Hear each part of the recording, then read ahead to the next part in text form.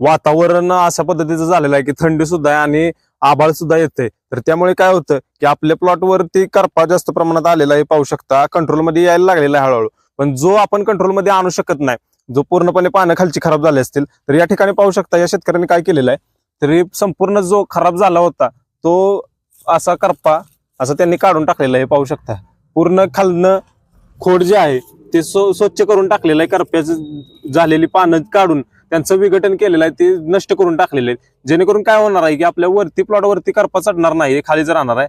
आणि मित्रांनो खालून काय होणार आहे, पुन्हा जर याच्यातून जे फुटवे येतील तर ते फ्रेश फुटवे येणार आहेत आणि नवीन याच्यातून आपल्याला फुटवे मिळणार आहेत. हे पाहू शकता अशा पद्धतीचे लहान फुटवे येऊन नवीन फुटवा आपल्याला चालू होणार आहे. तरी अशा पद्धतीनं तुम्ही सुद्धा तुमच्या प्लॉटवर करपा नियंत्रणात येत नसेल तर असं त्याचं विघटन तुम्ही काढून नष्ट केलं पाहिजे. मित्रांनो माहिती कशी वाटली कमेंटद्वारे नक्की कळवा आणि आपल्या चॅनलला लाईक शेअर आणि सबस्क्राईब करायला विसरू नका.